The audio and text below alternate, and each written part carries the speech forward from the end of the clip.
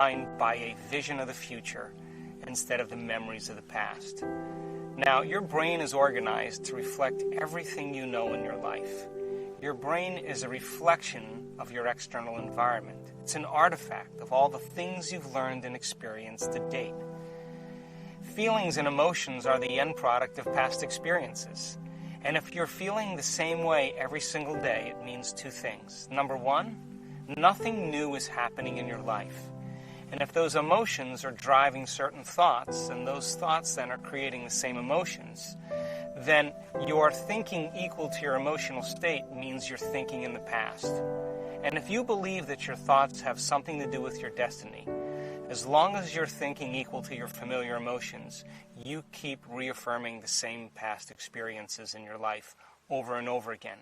Our research shows without a doubt in the last 3 years that when students of our work combine a clear intention, now intention is a vision, a potential that already exists in the quantum field that you get to select. And when you ask yourself a question like, what would it be like to be healthy? What would it be like to be wealthy? What would it be like to be free or to be in love? The moment you ask that creative question, a part of your brain called the frontal lobe turns on. That's the crowning achievement of the human being. Once that area of the brain turns on, it's like a great symphony leader. It looks out of the landscape of the entire brain, and it begins to randomly select different networks of neurons that are connected to the things you've learned in your life or the experiences you had. And it begins to seamlessly paste them together to create an ideal, a vision, or an internal representation. That is a potential experience that's awaiting you. But it's not enough to just have the mind involved. Thoughts are the language of the brain, and feelings are the language of the body. And how you think and how you feel creates a state of being. Once you can begin to emotionally embrace that future reality before it's made manifest, when you combine that clear intention with an elevated emotion, the freedom, the joy, the inspiration, the genuine love that you feel or gratitude from that experience, the moment you do that, your body, as the unconscious mind, begins to believe it's living in that future reality in the present moment. Now you're moving into a new state of being, into a new personality. And a new personality creates a new personal reality. So the online course is designed to give you the tools to be defined by a vision of the future. The research that we've done shows that when we teach people how to regulate their internal states, to begin to create more coherence in their brain, and to generate elevated emotions like joy and gratitude and inspiration, that not only does the brain become coherent, but so does the heart. And when the brain is coherent, the heart is coherent. When the heart is coherent, the brain is coherent. And so why don't we live by these states on a daily basis? Primarily because the majority of the time that we live in our waking state of consciousness, 70% of the time, you and I are living by the hormones of stress. And living in stress is living in survival. And when you're living in survival, the very chemicals of survival cause you to function as materialist, defining your reality with your senses. You pay attention to objects and things and people. You begin to believe that your outer world is more real than your inner world. And the side effect of this, over time, begins to cause us to feel separate from possibility. Why? Because when you're threatened by some predator or some danger in your life, it's not a time to go in. It's not a time to trust the unknown.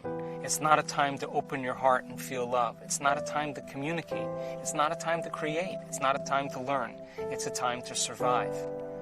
So then, in order for us to create then, we have to lay down the very thing we used our whole life to get what we want for something greater to occur. And we'll teach you then how to go inward.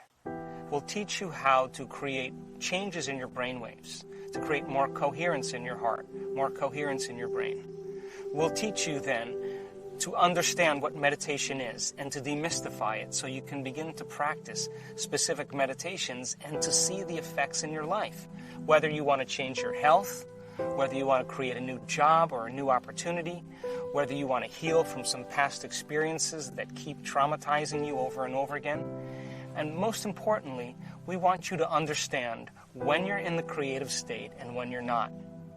And if you were to take a little time every day and apply some of the principles not only taught in the online course, but also the application, the meditations, in changing beliefs and perceptions about yourself and your life. And what is a belief other than a thought you keep thinking over and over again? And all beliefs are based on past experiences. And in order for you to change a belief or perception about yourself and your life, you have to make a decision with such firm intention that the amplitude of that decision carries a level of energy that's greater than the hardwired programs in your brain and the emotional conditioning in your body. And your body literally has to respond to a new mind. And when the choice becomes an experience that you never forget, that's the moment the past biologically no longer exists in you. And people around the world are changing beliefs and perceptions that are based on past experiences from 30 and 40 and 50 years ago. And the side effect is that they're creating new lives. We'll teach you specifically how all potentials in the quantum field exist in the present moment. We'll teach you how to find the sweet spot of the generous present moment so that when you sit down to create something in your future, it's important for you to understand that only when you're in the present moment do you have access to possibility. And we'll train you on how to do that. Once you understand what it's like to be in the present moment, then we'll teach you how to change your energy. And when you change your energy to match a potential that already exists in the quantum field electromagnetically, when your energy matches that experience energetically, that's when reality is drawn to you. That's when the new experience begins to find you. So whether you want to change your health, or create something new in your life, or experience a mystical moment, lucid dream, whatever your passion or desire is, we'll teach you how to specifically select those potentials and create the life that you want, so that you don't have to go and get it, that in fact it comes to you. We'll also give you the basics on understanding that to go from the old self, the old personality, to a new personality, what the process is to become conscious of your old self and then recreate a new self. And we'll teach you the meditations on how to do that. We'll also teach you how to program your autonomic nervous system so that you begin to make a new pharmacy of chemicals that begin to reorganize your biology, and that your nervous system in your body is the greatest pharmacist in the world. And we'll teach you how to make those specific changes. So think about this. Most people wake up in the morning, and the first thing they do is they get in touch with the feeling that defines them. The moment they get in touch with that feeling, whether it's suffering or guilt or shame or judgment or unworthiness, they begin to start their day from that emotional state. In other words, they're already living in the past. And once they turn on the certain chemicals that drive certain brain circuits, they expect their life to change, but they're thinking the same thoughts, performing the same actions, and living by the same emotions, but secretly expecting their life to change. What if, then, in a small example, you became conscious of those emotions that keep you anchored to the past, and you begin to change your emotional state? Means you would begin to change your energy. Now, from a quantum perspective, the thoughts that you think are like the electrical charge in the quantum field. The feelings that you emote are like the magnetic charge in the quantum field. And how you think and how you feel broadcasts an electromagnetic signature that influences every single atom in your life. The thought sends the signal out, and the feeling draws the event back. So you are broadcasting information on a daily basis into the field. We want to show you that when you change your energy, you literally change your life. And if you're able to maintain that change in energy, you will begin to draw new experiences to you. And that's when you become the scientist in measuring fruits of your efforts. And as I said, common people all over the world in all different cultures are doing the uncommon. They're healing themselves from diseases, chronic diseases, serious, potentially fatal diseases. They're creating wonderful new jobs and opportunities. They're winning the lottery. They're having mystical experiences that begin to uncover the mystery of who we really are. And I think that the biggest lie that we've ever been told is that we're linear beings living a linear life. But in fact, we are dimensional beings living a dimensional life.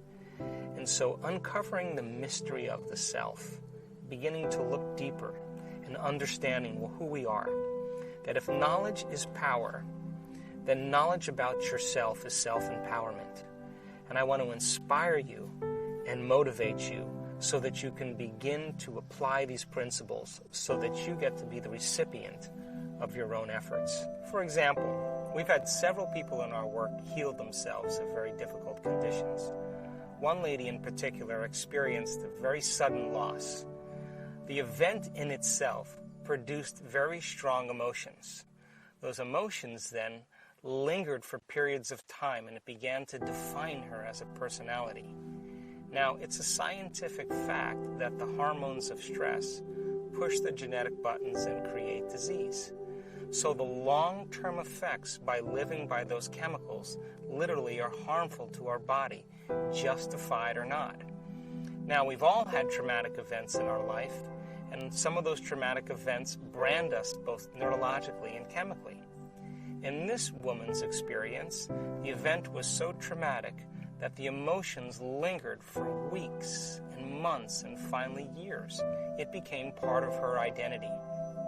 And so, as a result of the long-term effects and her personality being defined by the past instead of the future, living by those same emotions began to break her body down. In a very short amount of time, she developed paralysis from the waist down. The result of the effect of the paralysis created more stress in her life. Now she couldn't work. She couldn't take care of her children. She couldn't make any money. She couldn't take care of her house. She had to get assistance from other people, and her mother had to move in with her. And because of all of the effects of those circumstances, her stress hormones went up. In a short amount of time, she developed ulcerations on all the mucous membranes of her body. Those mucous membranes with all the ulcers caused her to no longer eat properly. She couldn't eat. And because she couldn't eat, the chemical imbalance from no longer eating enhanced her stress levels even further. Within 3 to 4 months, she developed esophageal cancer. Now, this woman was smart enough to realize that probably the effect of those chemicals were the reason why she developed her condition.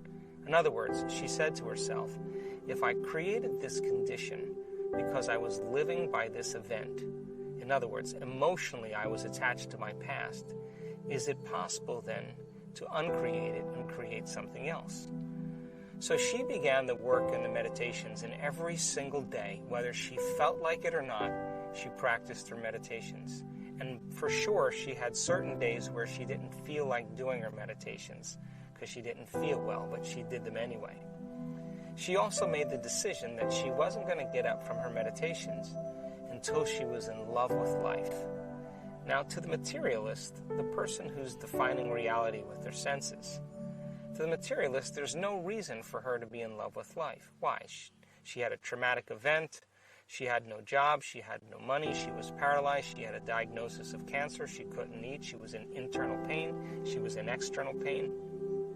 But she said, I'm going to teach my body emotionally what my future could feel like before it's made manifest. And every single day, day by day, she overcame a small part of herself. And within a very short period of time, about a year, she was able to reverse those conditions. To this day, this woman has no cancer. She has no ulcerations in any of her mucous membranes. She has no paralysis or pain inside of her body or outside of her body. And she has a new life. So new personality creates a new personal reality. The disease exists in the old personality. She's literally become someone else. Now, if you talk to this woman about that experience, she'll tell you that experience was her greatest teacher. Most of us, though, when we can't overcome an experience, when someone says to us, why are we this way?